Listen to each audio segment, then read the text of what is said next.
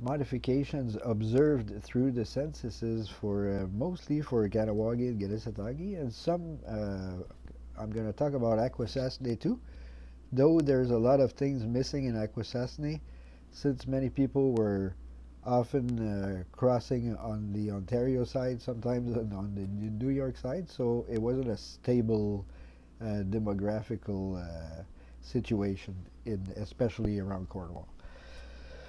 So to give a first exposition about the missions on the St. Lawrence River, of course, Cartier came in 1535, and around 1604, when Samuel de Champlain came by, there was no more village of the so-called Iroquois of Saint Laurent, even though they were part of the Iroquoian big family. So the five First Nation Mohawks, the Haudenosaunee Confederacy nations were the Mohawks, the Oneidas, Onondagas, Cayugas, and the Senecas. And in 1722, the Tuscaroras were joined in the Confederation. So what actually happened in the St. Lawrence Valley, the intendant Jean Talon back then, he managed, since everybody in the Confederacy were doing the fur deals with the Dutch, the English, and the French, nobody had a very specific attachment to any of these three European colonies trying to establish. So therefore, Jean Talon, having mostly aiming the Great Lakes as a strategic positions for the fur trade, especially the beaver furs and so on.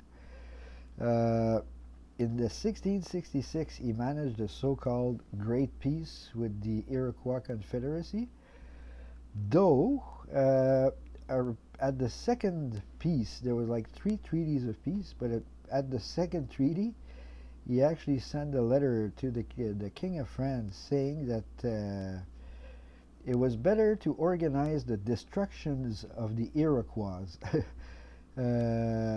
So they managed the first huge wars against the Iroquois, and the survivors of these mischiefs from the Carignan-Salieres regiment back then, that was called in New France in 1665, so it was pretty planned that an eventual raid was going to be done towards the Mohawks. So the survivors of those raids had lost a lot. So around 1667, a year after, the Kentucky Mission in La Prairie was created, 1667-69, until 1716, when it was officially managed as Kahnawake. So it moved often back then. It was probably very wet soil, some marsh-like, so it wasn't really stable to conduct agricultural plans and so on. So around 1670, there was also a lot of Hurons, when that's around Mount Royal, and many around 1675 decided to establish around the Mission of the Sault. Around 1680, Sulpicians, they managed the mission on between Peel and Guy on Sherbrooke Street right now. So it's the Sulpician mission, as it was called back then, the Mission de la Montagne, the mountain mission. So it was François Vachon de Belmont, mostly all managed by Sulpicians then. So it was more likely officialized in 1685.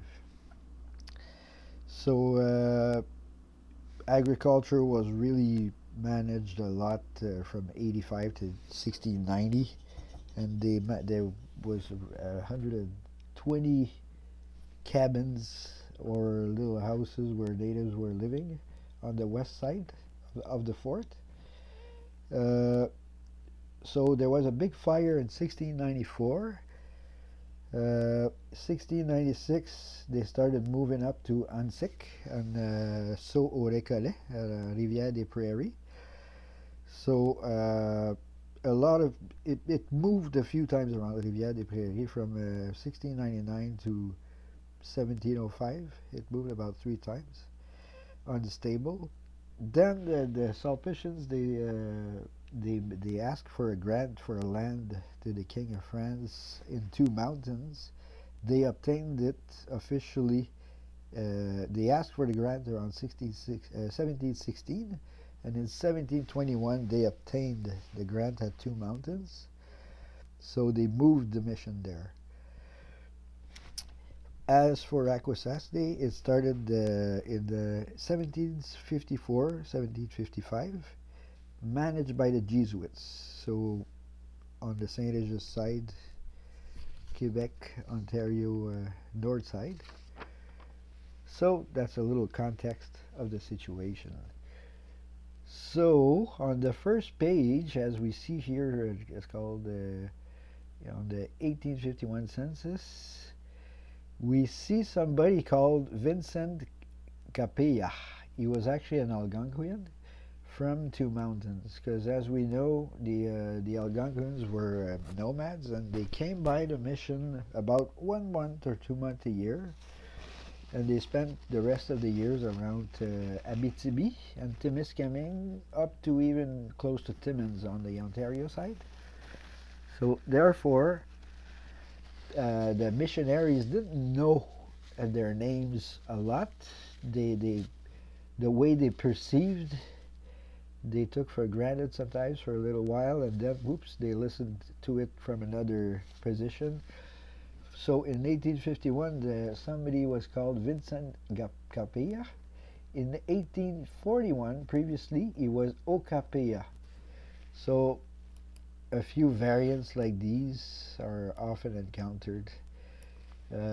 For instance, also on this slide, we have a few names that appeared back then in the Kahnawake census, such as Raquette, a family name, Thomas Raquette. That's in 1891.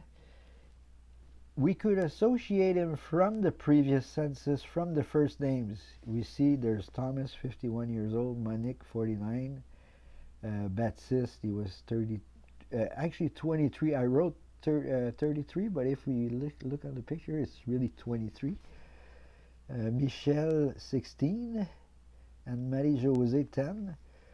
So Marie-Josée, obviously,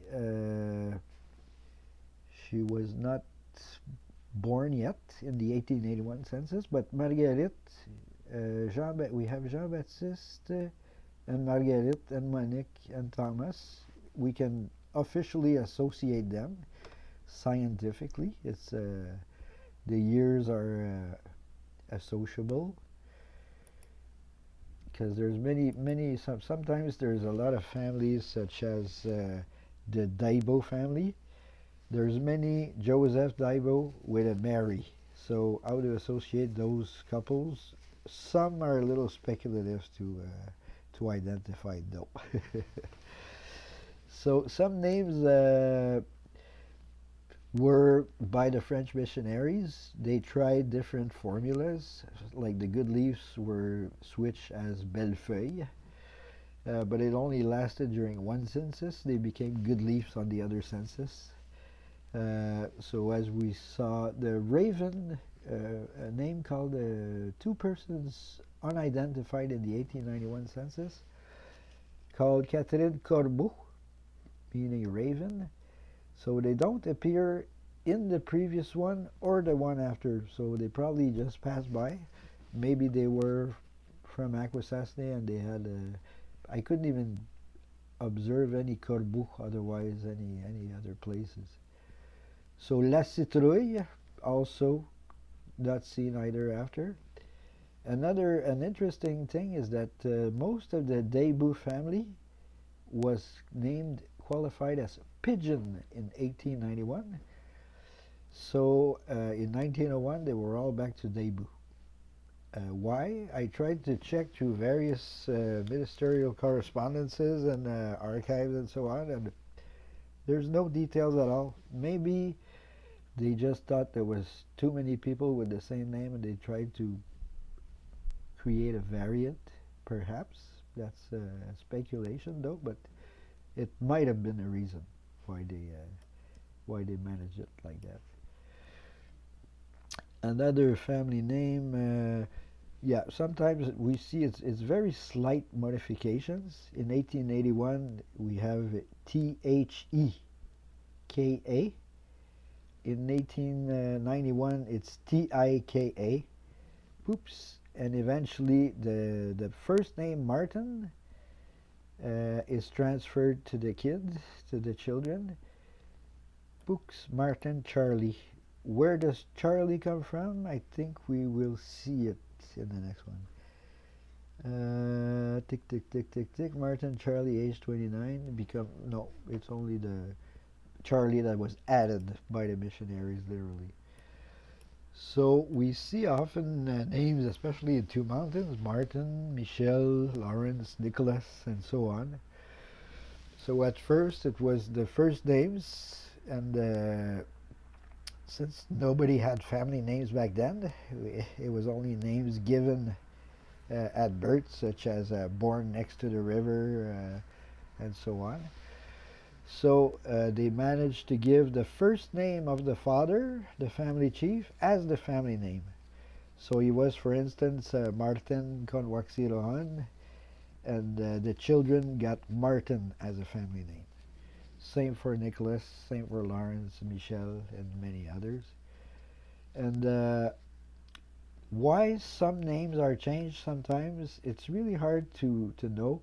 Sometimes somebody is like Mike in one census and he's Joseph in the other one.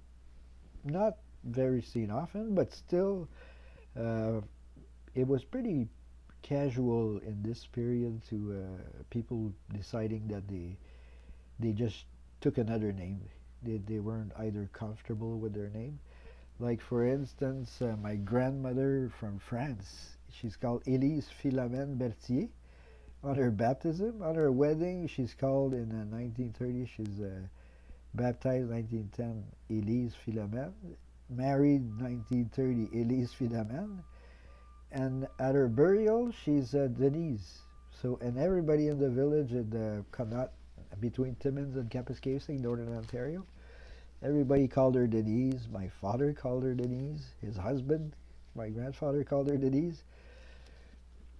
So it became just like a standard, I guess, when people were really not comfortable with their names. It was like given.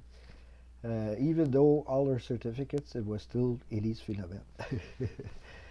So it was common back then, people changing their names. Also, certain confusions, like the Thisdale family name, like my mother's family. Thisdale, written originally Teasdale. So the priests, they managed between 1800 to 1940 to really change the formulas. Tisdel, Dlle, Thisdale, Thitysda. It was really casual then. They really went pronunciation-wise. Actually, Mary Thisdale, her husband, was called Charles Newhalt. When they landed from the boat from London, he was actually captured. Charles Newhalt was captured by Hurons, and the Hurons sold Mary Thisdale and the children to the French people from the French colony. And in order to become free, she had to become Catholic and to renounce to her Anglican faith. So that's what happened to the Thisdale family.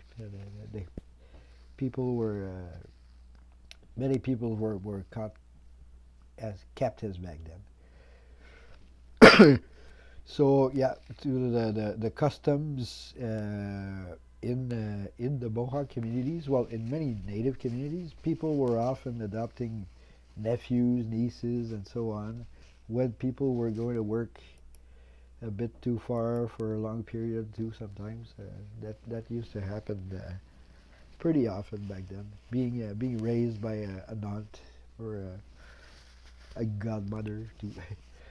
So that's the old microfilm readers, which are about to disappear because the archives, the BA&Q, meaning the Bibliothèque Archives Nationales of Québec, they're actually trying to put everything online.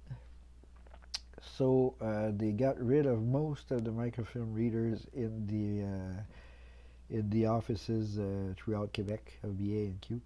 There are some that are you have to bring your USB key. Like this one, you just put the reel, you just turned it, you could take pictures right on the screen or print. Just put like 5 cents or 10 cents and print. But nowadays you got to bring your USB key. If you want just image on the reel, you might have to be there for 30 minutes just for one little image. So hopefully it will be online pretty soon because it's actually the parish registers and the censuses.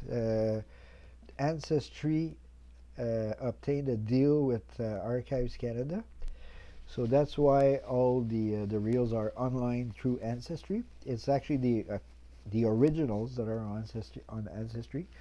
So it was granted about 20 years ago. The deal that they manage on with various national archives of various countries. Something very we don't see often, especially in Kahnawake, in the 1901 census, 41 people were adopted. Well, mentioned in the column family members. You see father, chief, wife, children, blah blah blah. There's 48 adoptions. People mentioned as adopted. Maybe a lot of people were going to circuses then, and we're going to see a slide there on this one, on the circus, and maybe also people were starting to work on the trail roads, certain bridges and so on. So people were adopted by their nieces, by their aunts, by their sisters, and so on. It's really hard to identify because in the 1991 census, there's no mention of any adoptions. If we check the registers of the people that are getting married, those mentioned as adopted, the names of parents are the adoptive parents that are mentioned. So it's really complex. For some it's the adoptive parents, for some it's the natural parents. So I think it should be conducted. It would be a pretty good project to analyze like all the registers where they're mentioned to see how it was managed, because usually everything's really clear to the parish registers, but for those it would need a little further investigation. And also, since some were sent to the Shingwak residential schools, the Wikwemikong residential schools back then, Spanish, they all started in 1891, one of the earliest residential schools. Because on the Quebec side, it's mostly started around 1938 for the French missions. Though for the English, so-called English speakers, there were the Mohawks and there were the Abenakis were originally from New England and so on. They were brought. They were given a mission here since back then the USA, the American government, used to tell them that they would provide them a reserve, which they never did. So the missionaries offered them a village in Bécancour. So most of their kids were sent also at the Anglophone residential schools in Ontario with Mohawks. So in one census, a kid doesn't appear. 10 years after, there he is. So that's one of the holes, the black holes of the census. Eventually they're discovered. I made a few articles on the Eastern Door, the Kahnawake newspaper, on this, and we helped to unite two families actually, because They were not seen afterwards on the Mohawk census 10 years after, but though they were adopted in another family in Ontario. So those that were gone to the circuses, that's an article from a very interesting article from the Montreal Herald and Daily Commercial Gazette from May 1883.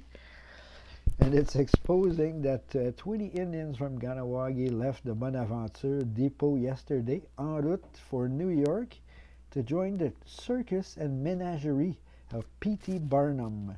He was the promoter, the large renowned showman. These services have been secured to dance war dances, explain the use of tomahawks, etc. A lot of art craft also, and so on. It lasted around mid-20s to mid-30s. It lasted for quite a while, the circuses. So when people are not seen in the census or another, books, just wait 10 years, 20 years, books, they may appear. So sometimes people speculate, where was he? Well, he was in the circus road. So another example here, I'm just going to scroll this one down. Okay. We have, this one was in 1891. Michel Martin, 31, qualified as Voyageur. And those qualified as Voyageur back then were often people doing circus or working in the wood industries. People in the circus often qualified as medicine man, medicine man or voyageur, most likely, pretty often.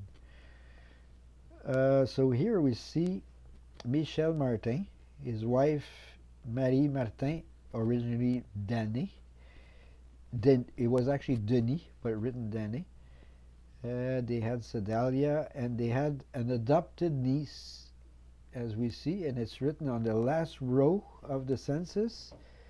We see on top is chef, épouse, spouse, fille, daughter, fils, son, and the last one is written niece, adopted, so it's an adopted niece. That was pretty clear. So we can we kind of rely on that. So we eventually make the association. In 1901, we see Mitchell Martin, 34, his wife, 28. The parents of Marie, the parents of Michel Martin, Louis. He was called Louis Dany, the father of Michel Martin. Books. And we see in 1891 Louis Denis and Louise.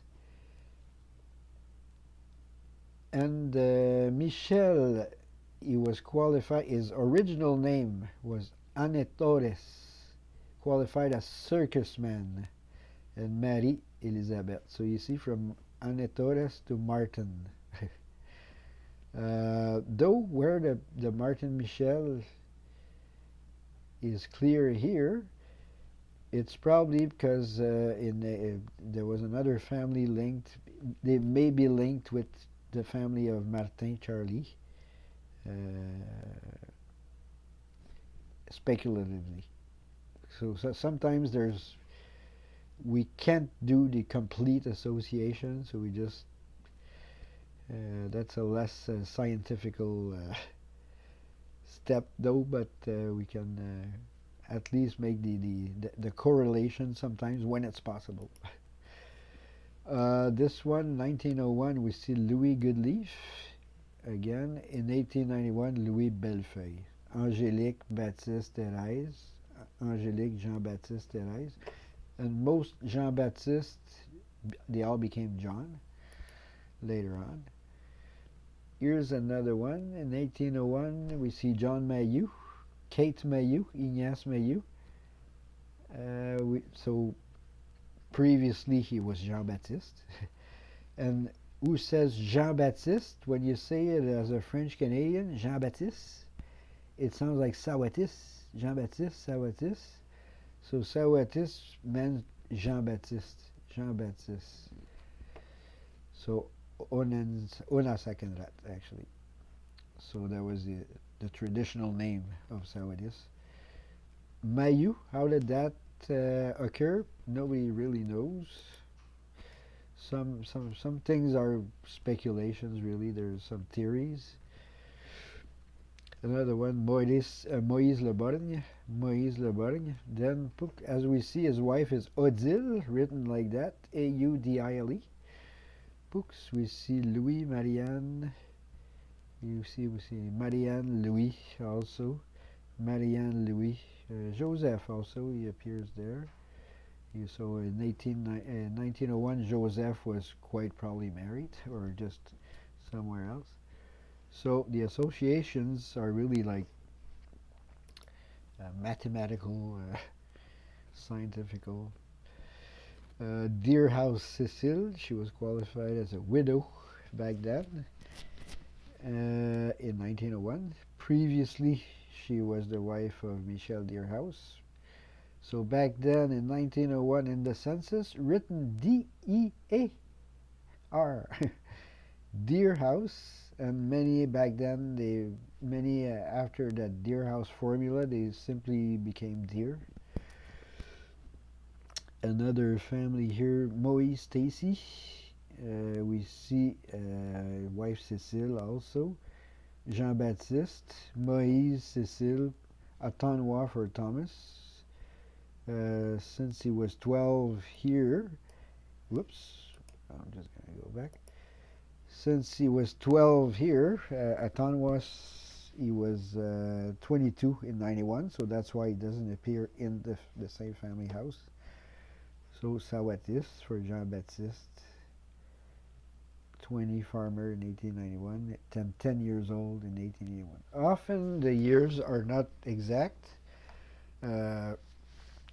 It's either the census responsible that wrote,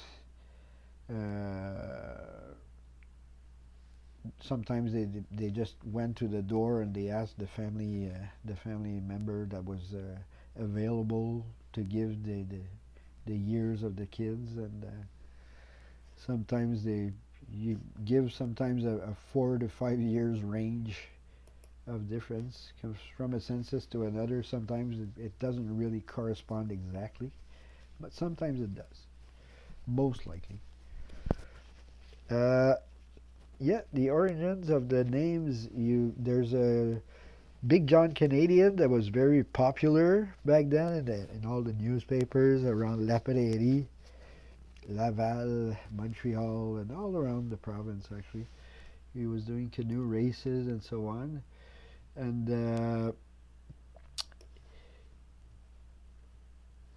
he was called the Big John Canadian. The name of his father is, the traditional name is unknown if we try to follow through the censuses. There's no associations that could be made. Though some people became apparently there was a difference in the family, a little conflict. So some became French, some became Canadian. Just like a little family segregation that was conducted with the name formulas. So some switched to French. And what's really interesting is that the family name Canadian was also given to a French Canadian in La Prairie, or potentially French Canadian. 30 September 1844, La Prairie. Someone baptized Amab Robert, A.K. Canadian. And then two of Abenakis in Saint-Urbain, close to Lake Saint John, they were baptized Canadian too. They were given that name. So it's I know that I even did somebody that claimed that he was a Mohawk. We did his genealogy, Canadian, and it ended up that he was an Englishman that took the name Canadian in Canada eventually. So it's very case by case analysis that should be conducted. We see here one of them French, Peter French, in 1901. So that's really when Peter Canadian became Peter French, around 1901. in that period. So the census gives a lot of information. It's pretty interesting. So Voyageur, so he was potentially one of those people traveling with the circuses. So people, we see crane employees starting in 1901, because the train industry with the Molson family promoted a lot, uh, having people from Kahnawake working for the CN Railroad. So back then, another one, awkwardly, Peter, it's written P-I-T-R-E. I guess he wanted to do something, he went phonetically. It even sounds like a P-I-T-R-E, Pitre Canadien. So qualified as a pilot voyageur. So another little variant. In 1901, Louis Taylor, originally Akwesasne. Louis Taylor, 56. His wife, 46. Jacques Joseph Frank Thomas. Books. Jacques Joseph Frank Thomas. Pierre was 40. Anne was 36. Let me go back to the previous one. So we have Louis, 56. So he was called Louis, as we see. On the next one is now Pierre.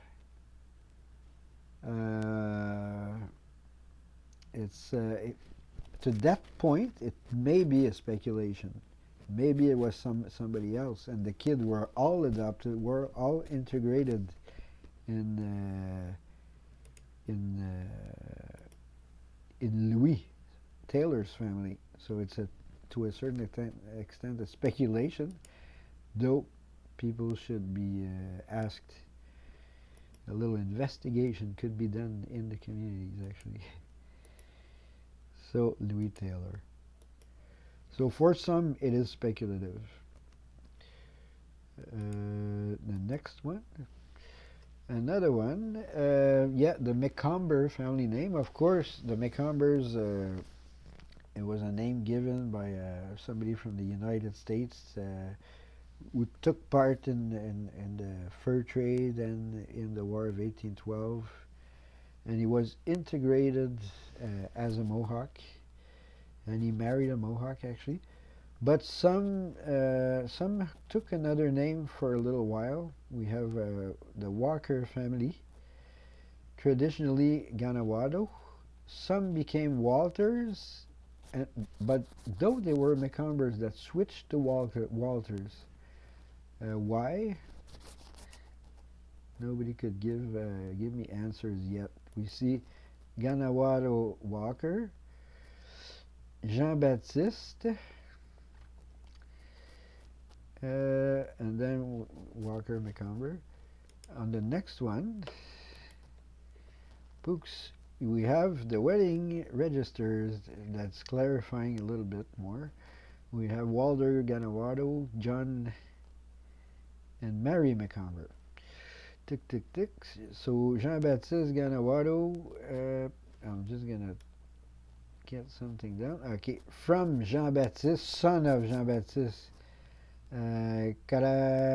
Kanehsatake, carpenter of Monique Kayon, his wife from the village is on one side, and Marie Onenkewishan, minor daughter of Charles Jean-Baptiste Taroniakaton, A.K. Macomber, Voyageur. So I think the parish registers in Kahnawake were some of the clearers, because in Two Mountains missions, often the names of the parents are not even mentioned.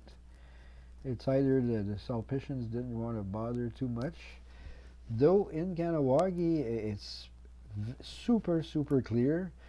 It's also exposing that we dispense in virtue of an apostolic indult from October 22nd, 1886, communicated to the missionary by His Greatness, my Lord Edouard Charles Laud, Archbishop of Montreal, November 2nd of the same year, subsigned priest.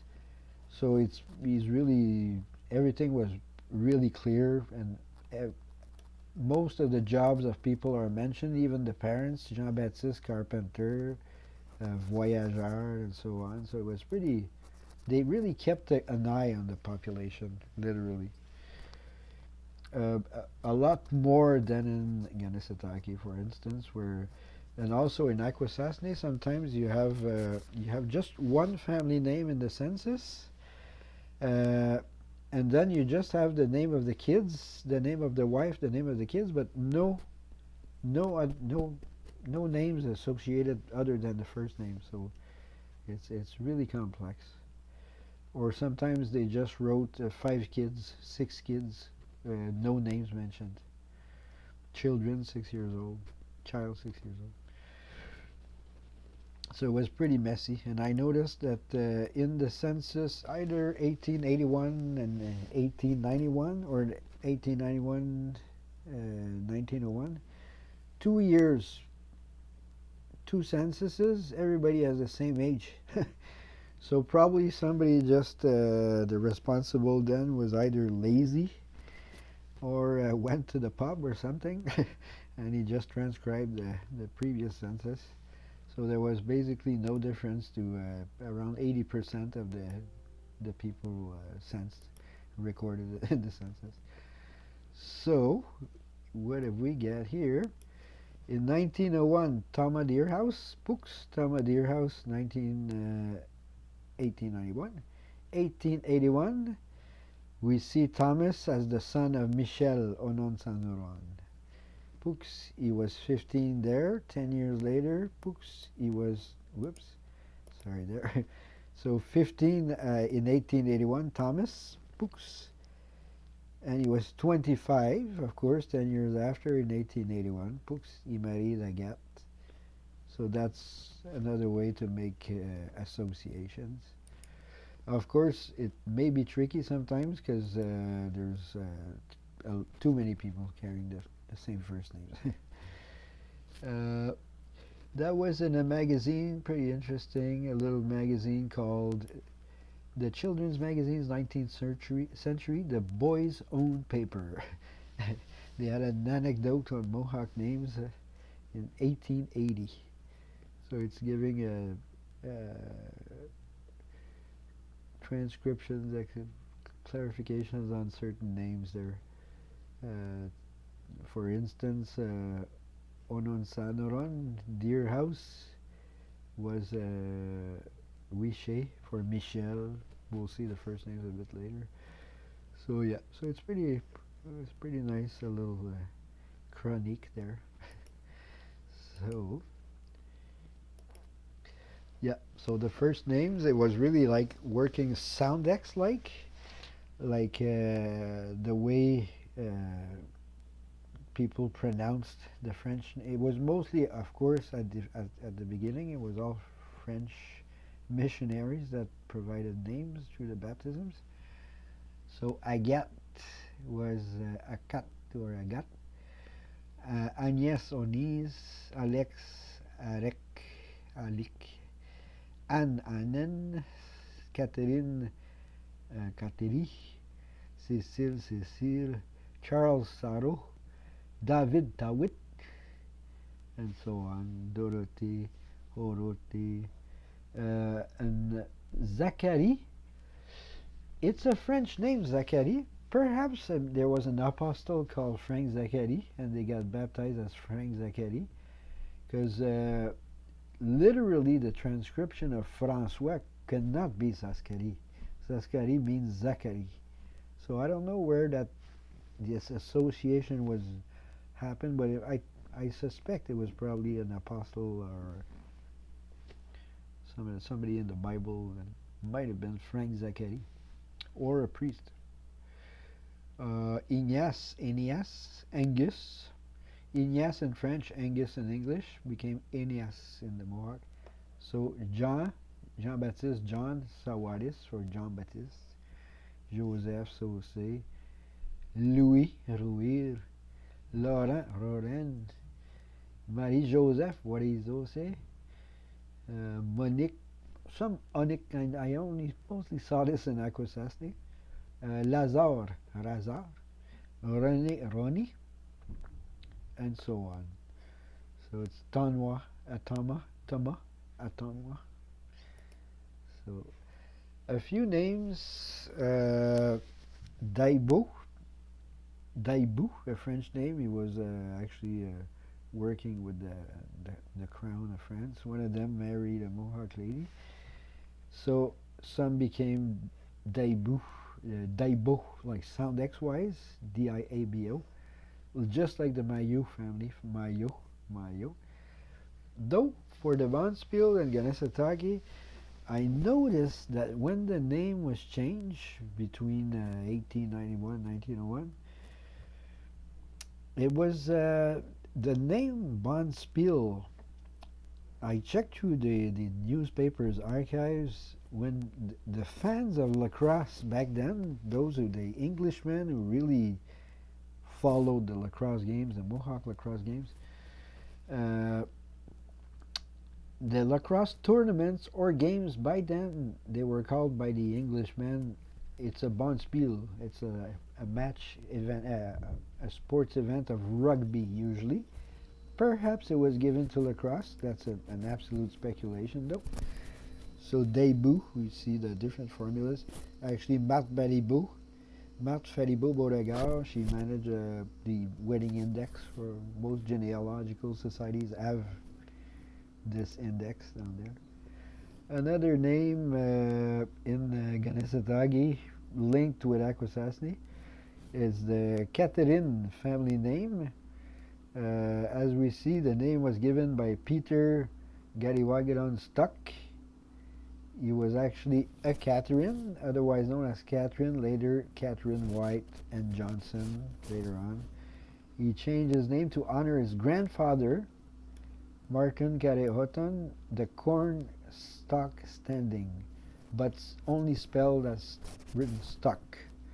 And what's interesting is that the family, John Kanehsatake, he was baptized as JeanBaptiste Kanehsatake. He married Catherine Kahnawake. And when Catherine passed away, the kids took Catherine as a family name. It could have been from Catherine or from Catherine's father, though Catherine was obviously from her father's name. Though when John passed away afterwards, the kid lost the Catherine family name and they all became Johnson, the kids of John. And later on, some became white because Johnson eventually married a Quebec lady, and all the kids from the mixed union with the French Canadian lady, all their family names became white. So it's pretty confusing. One family, some Catherine, some white, some Johnson. And it's actually from the same couple, from John Kanehsatake and Catherine Kahnawake. So sometimes it may be hazardous to try to do associations when you don't know traditionalists who can expose certain family histories. So that came actually a friend from Akwesasne that explained me that the history of Peter stock and the corn stalk standing. Very interesting. So genealogy-wise, since many people adopted many others back then, sometimes we see a wedding date, and it doesn't seem to correspond as being the parents of the kids, because they seem like they're married, they're 50 when they're married, it's like their third wedding, and they have kids, because they obviously, seemingly, speculatively, it may have been adoptions. The customary adoption that kept on happening. So yeah, so the name you see Vital, that's my great grandfather Vital Catherine. He was he lived in an adoptive family of French Canadians for a while, Chagnon, but Vital Catherine. So his father John Kanehsatake White, A.K. Catherine, sometimes White, sometimes Catherine. So it's a pretty well-known family in Akwesasne. They traveled from Akwesasne, Kahnawake, and Kanehsatake. They lived at the three places, actually. And here, another example, Nicolas, that's in Kanehsatake, Oka, two mountains. He was called Marianne Nicolas, here she's widow. In 1901, Marianne Nicolas, widow in 1891. Then you see Marianne and Nicolas de Kanehsatake. Whoops, sorry about that. Yeah, 1881, Marie Gaditak and Nicolas de Kanehsatake. So the association is made here, and also it makes sense with the names of the kids here. Simon here, he's 21, 12 here. Anastasie, I think she's in there too. Anastasie. So that's how to associate families. Another one that's really interesting because it's pretty easy to follow from Kanehsatake, Kahnawake Kanehsatake, since it was very small populations, limited populations. Though in Mastayash, for instance, for the nomads, Lake St. John, there was many Crees there, many Atikamek, many Inus, a few Algonquins too, a lot, many intertribal exchanges of children back then, adoptions and so on. So for one family, a guy called Basilish Nispeyabans, he married Marie-Louise with no name. So many kids became Basil. Basil is a French name given by a missionary. Basilish would mean the son of Basil. So a whole bunch of kids were baptized as Basilish, and some are baptized as Basil Basilish, some are baptized as Basilish Basil. So nobody was able yet to do the absolute correct association of who or who who was the original. So that's a speculation often encountered in genealogy websites. You see like Nos Origines or Quebec Genealogy, stuff like that. Anybody can write anything.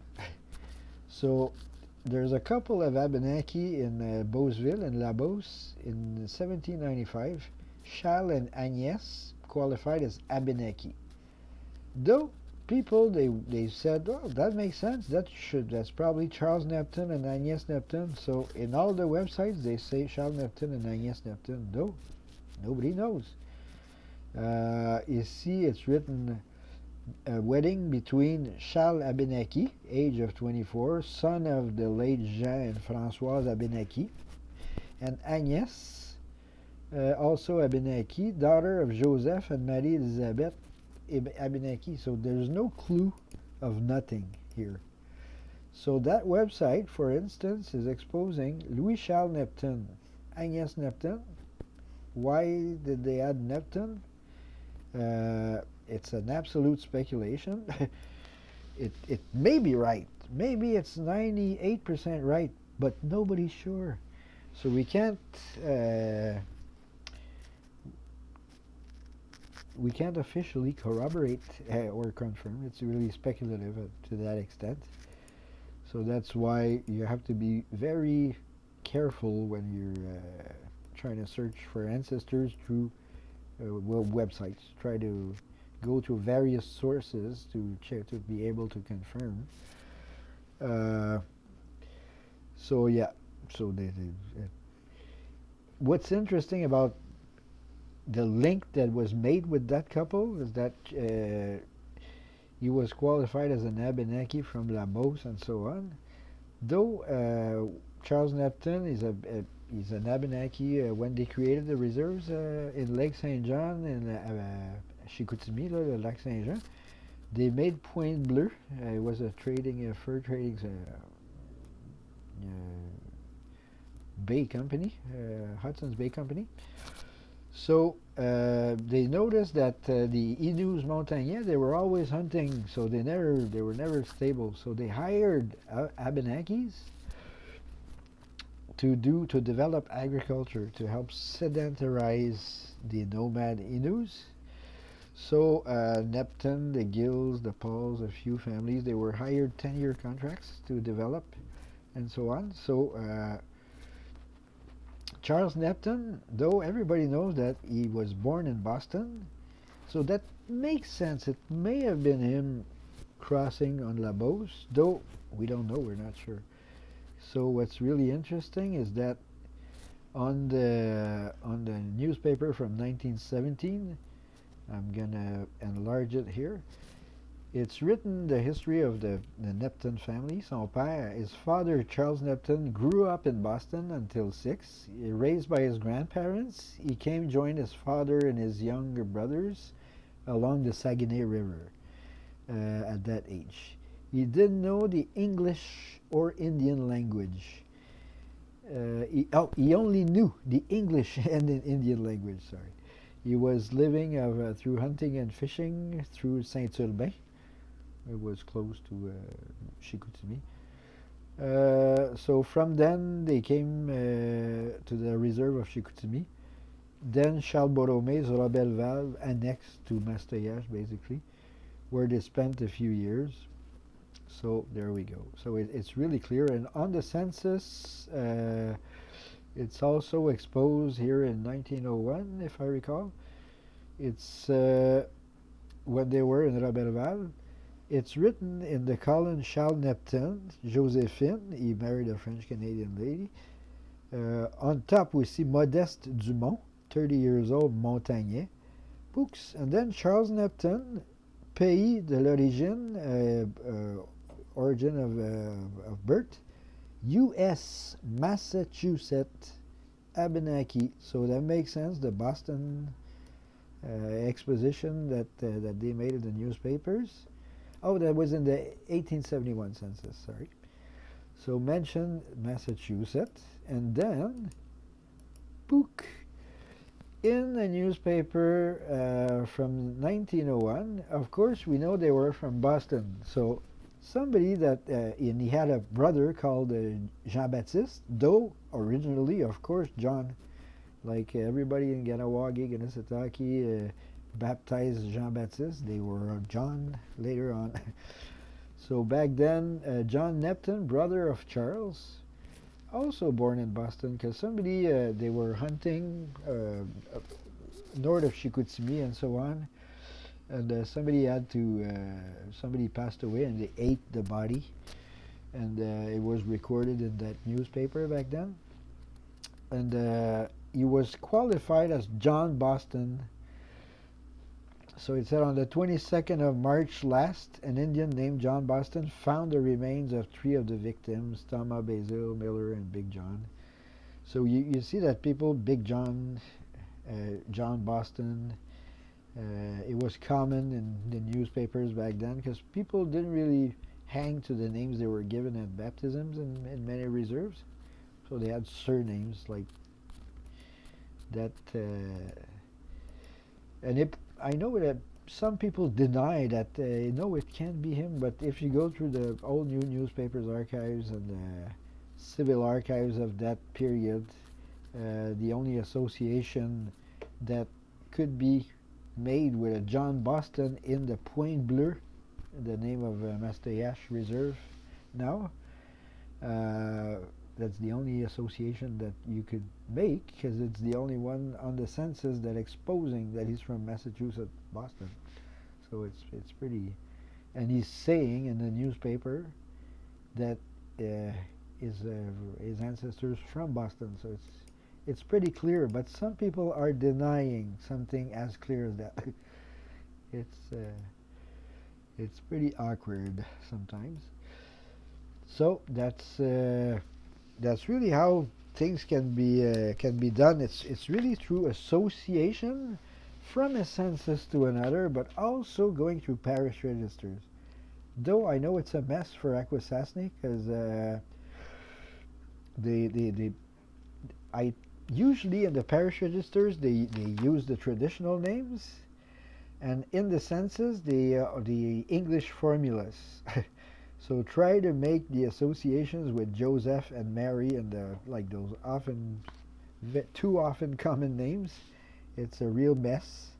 And I know that Renee Gar, her Facebook name, she did awesome associations. She's very patient, and yeah. So there's a few people that really take time and try to make the proper associations with the parish registers and the census.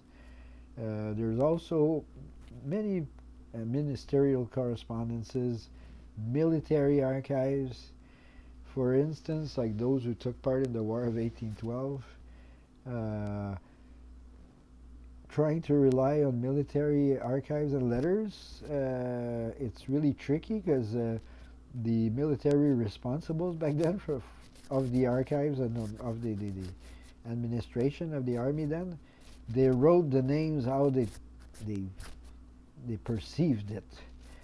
So it's an absolute mess sometimes to try to identify somebody that's mentioned in the military archives. Those who found the medals, it was not too bad. There was a list. Those who took part in the War of 1812, they did a pretty good job. We were able to identify mostly everybody. I know I was hired about 10 years ago by the council in Kanehsatake to associate those who took part in the War of 1812. And they were so busy against the Sulpicians and the problems they had there in the mission. There's really not a lot that collaborated in the War of 1812 from Kanehsatake. They were all 90% from Kahnawake. There's a crew from the Abenaki reserves and from the Hurons also. But from Kanehsatake, really a very limited number of men went. And the Algonquians that were registered in the mission, even though they were only there 2 months, they were mostly on the militia of Upper Canada, so on the Ontario side, most likely. So yeah, so military archives, parish registers, census records, also newspapers archives, because there's a lot of, if you go to the BANQ, Bibliothèque Archives Nationales du Québec archives, go to the archives research little option on their website, and you have all the newspapers archives from around 1760 up to our years. And it's a real treasure. If you write down, for instance, 1812 Indian warriors, of course you have to use the old orthographic formulas. You don't write Kahnawake, you write Koknawaga, and so on. So there's many ways to find a lot of details on history of our ancestors and the way the names were spelled then. So it helps. It also helps to make associations, literally. So that's, I think, let me see here. Yeah, that's literally what I could say about that feature, about the names changes. If anybody has questions, I would be delighted to answer.